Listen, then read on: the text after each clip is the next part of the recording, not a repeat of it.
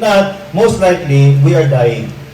Okay? So, dalawa lang yan. It's either you are growing or you are dying. Or, tayo po ba ay nag-i-improve or tayo po ay lumalala. Kaya po ang tanong sa amin palagi, ikaw ba sa iyo bang journey sa Panginoon, ikaw ba ay lumago o ikaw ay lumala? So, saan po tayo doon? Now, in order for us, para maintindihan natin, ano ba yung inalaw ng Diyos sa pagdaanan natin? Siguro po sa mga characters in the Bible, I'm sure we will all agree na si Job ang isa sa pinakamatindihang pinagdaanan. So let's start from the life of Job. Basahin po natin Job chapter 2, verses 9 to 10 go. Then his wife said to him, "Do you still hold fast your integrity? Curse God and die." But he said to her, "You speak as one of the foolish women speaks. Shall we indeed accept good from God and not accept adversity?" In all this, Job did not sin with his lips. And here's a woman who suffered a lot.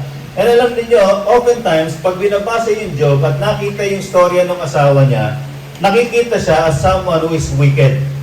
Someone who is evil. Madali nating sabihin, grabe naman itong asawa ni Job.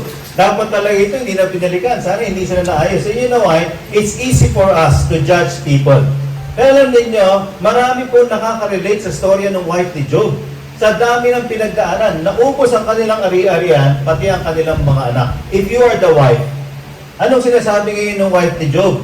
Ikaw ba hanggang ngayon naniniwala ka pa sa Diyos mo? Eh kung mahal ka niya, ba't inalaw niya mawala lahat? Ikaw ba hanggang ngayon naniniwala ka pa sa Diyos mo? Mahal mo pa rin ba yung Diyos mo? Wala na nga tayong mga anak eh. So anong sabi niya? Ikaw nagsasuffer ka na terribly. Ang sabi niya, you just curse God and die. Para wala ka na, hindi na maging miserable ang buhay mo, but learn from Job. Ano yung ginawa ni Job? Sabi niya, tatanggapin lang na ba natin kung ano yung maganda? Pero paano yung mga challenges? And in the book of Romans, sinasabi dito, hindi ba? God causes all things. Lahat daw po para sa ating kabubuti. So learn to see things according to God's perspective. Okay? Learn to see things according to God's perspective. Tingnan niyo yung sinabi ni Job.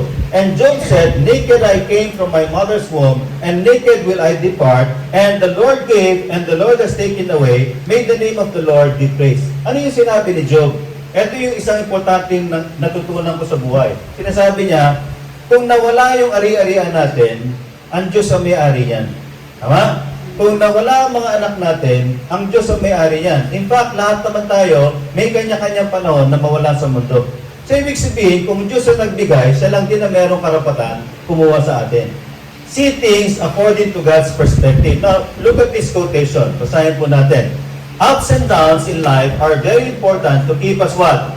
To keep us going. Because a straight line, even in an ECG, means we are not alive.